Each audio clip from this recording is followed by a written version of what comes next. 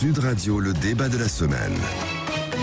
Le débat de la semaine, Emmanuel Macron devrait-il se rendre à Kiev cette semaine? C'est la question qu'on vous pose. On vous propose de donner votre avis sur le Twitter de Sud Radio. Vous répondez non à plus de 70% d'entre vous. Vous continuez à voter. Effectivement, un déplacement d'Emmanuel Macron en Ukraine, ça aurait pu se faire cette semaine. A priori, ce ne sera pas le cas, sauf surprise.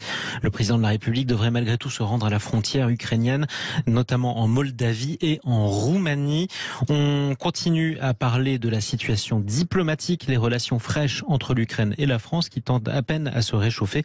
Mais parlons aussi de la situation militaire, puisqu'elle semble évoluer. Bonjour Dominique Trinquant.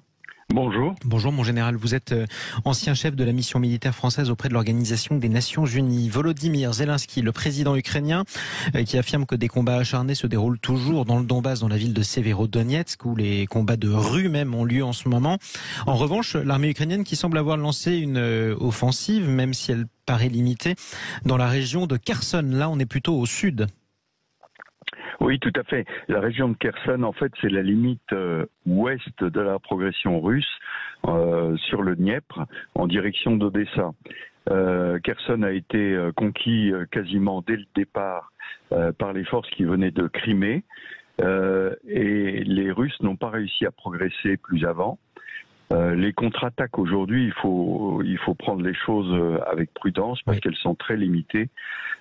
Et que la Russie est en train d'organiser l'annexion en fait de toute cette région située entre Kherson, c'est-à-dire entre le Dniepr et le Donbass, pour l'annexer à la Russie et faire ainsi de la mer d'Azov un lac russe. Exactement. Et d'ailleurs, des rumeurs de l'organisation d'un pseudo-référendum où les habitants qui sont restés dans la région seraient appelés à voter pour soit l'indépendance d'une pseudo-république, soit le rattachement à la Russie.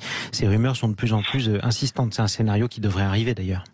Oui, probablement. Ça permettra d'avoir une continuité territoriale entre la Crimée et le Donbass et de conquérir, d'avoir sous la botte, mais disons sous la responsabilité russe, l'ensemble de cette zone qui est extrêmement importante aussi au point de vue économique.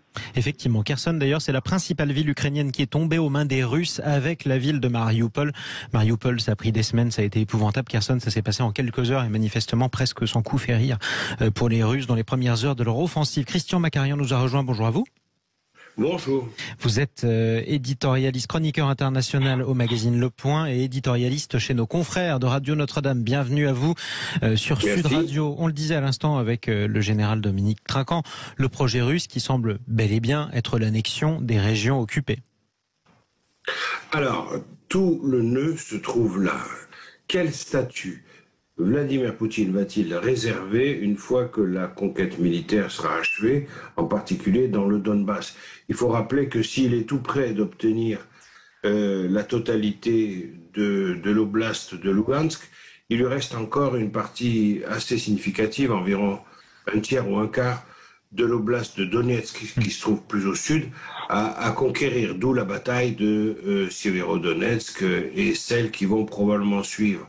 Mais est-ce que Vladimir Poutine va annexer ces territoires, donc élargis à partir des deux républiques séparatistes de Donetsk et de Lugansk? Va-t-il acquérir tout cela au titre de la Fédération de Russie, procéder à ce qu'on appelle une annexion, auquel cas, dès l'instant où ce sera annexé, toute attaque contre ces territoires sera considérée comme une attaque contre la Russie, ce qui placera les alliés occidentaux dans une situation assez critique pour aider les Ukrainiens. Et voilà qui serait bien pratique d'ailleurs. Je prends un territoire par la force, je l'occupe, je dis ensuite qu'il est à moi, et si on essaye de me le reprendre, je dis que je suis attaqué, donc je me défends.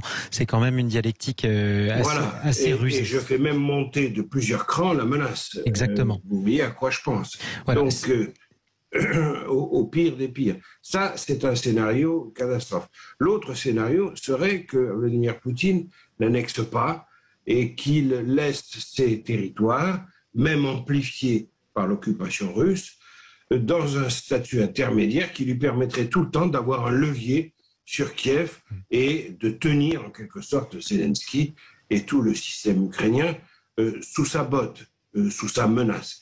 C'est là que nous n'avons pas la réponse. Est-ce que ça va être une annexion? Est-ce que ça va être juste une occupation, il va falloir qu'on attende encore un peu pour en savoir davantage.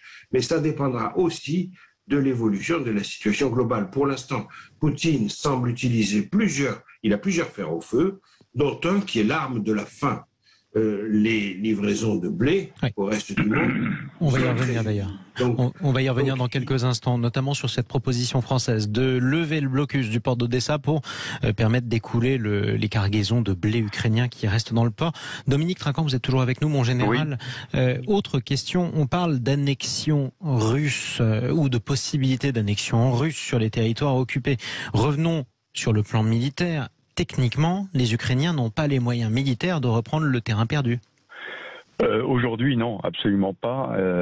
Vous parliez des combats qui sont à Severodonetsk, qui sont les combats de la dernière chance à l'est de la rivière Donetsk.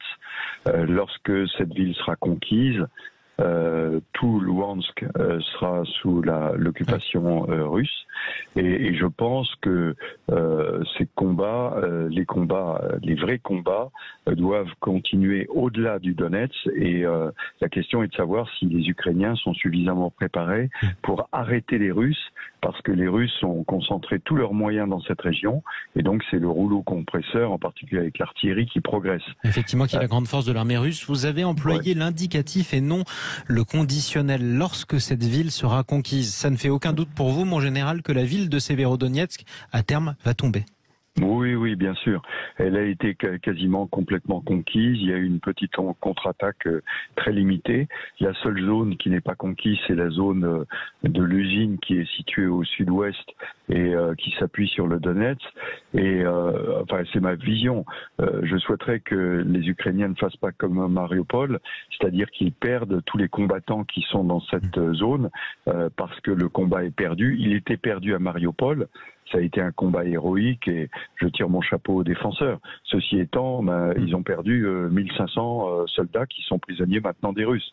Et ils ont besoin de ces soldats pour combattre à l'ouest du Donetsk. Et les réserves humaines de l'armée ukrainienne ne sont pas infinies. Restez avec nous l'un et l'autre. Général Dominique Trinquant, je rappelle que vous êtes ancien chef de la mission militaire française auprès de l'Organisation des Nations Unies. Christian Macarian est également avec nous, chroniqueur international au magazine Le Point, éditorialiste par ailleurs chez nos confrères de Radio Notre-Dame. Le débat de la semaine sur Sud Radio. On vous pose cette question à vous qui nous écoutez.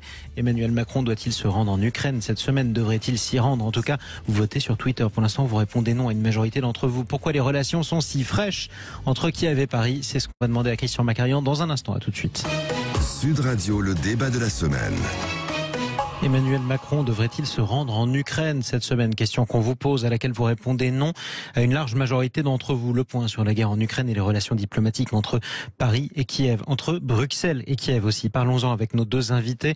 Nous sommes avec le général Dominique Trinquant, ancien chef de la mission militaire française à l'Organisation des Nations Unies. Nous sommes aussi avec Christian Macarian, chroniqueur international au magazine Le Point et éditorialiste chez nos confrères de Radio Notre-Dame. Le débat de la semaine sur Sud Radio. Christian Macarian, Ursula von der Leyen en Ukraine pour évoquer la perspective d'une adhésion de l'Ukraine à l'Union européenne.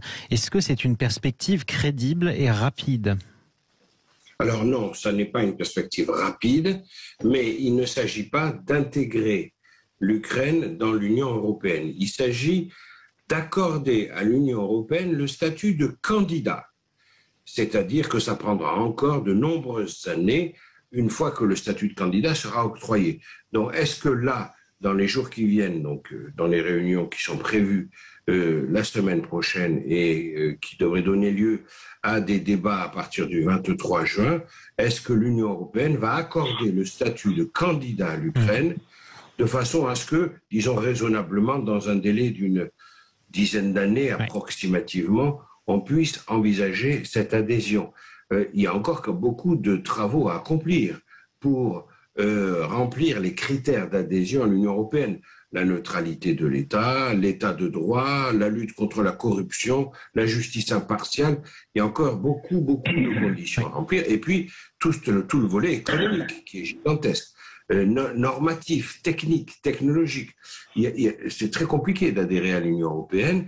C'est un statut apparemment enviable puisque beaucoup de nations tapent à la porte. Alors, il y a des obstacles et c'est ça qui va être en cours de discussion toute la semaine. Je crois qu'on peut raisonnablement espérer que l'Ukraine obtienne un statut de candidat. Et après, on verra step by step, étape par étape. Ça prendrait 10 ans, dites-vous. 20 ans avait même dit le gouvernement français il y a quelques semaines. Moi j'ai choisi l'option rapide. Oui, c'est l'option. Voilà. Et 10 ans pour l'Europe, c'est rapide, en tout cas pour rentrer dans l'Europe. Dominique Trinquant, est-ce que ça ne nous mettrait pas, imaginons que dans 10 ans, une partie des territoires ukrainiens soit toujours occupée par les Russes. Est-ce que ça ne mettrait pas l'Europe en porte-à-faux? Après tout, ce serait compliqué d'avoir un État membre à qui nous devons pleine solidarité et dont le territoire serait en partie occupé par une puissance étrangère. Oui, alors écoutez, je suis d'abord tout à fait d'accord avec ce qui vient d'être dit. Je pense que sur le plan symbolique, il est important de marquer la cohésion autour de l'Ukraine et donc de lui aborder un statut pour rentrer à terme dans l'Union européenne. Maintenant, on n'en parle pas beaucoup aujourd'hui parce que c'est pas le moment, mais la corruption en Ukraine est un sujet quand même à prendre à bas le corps. Considérable. Et donc, je pense que, en revanche, il ne faut pas se faire intimider par la position que l'Union européenne pourrait avoir vis-à-vis de la Russie.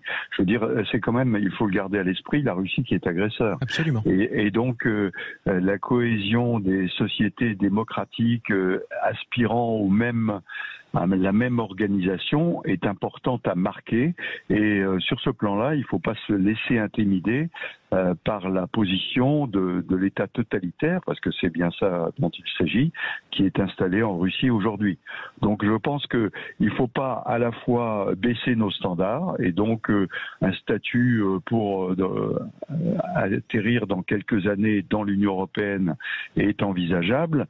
Mais il ne faut pas non plus se laisser intimider par celui qui aujourd'hui veut nous ravaler au plan de vassal des États-Unis, ce que nous ne souhaitons pas être non plus.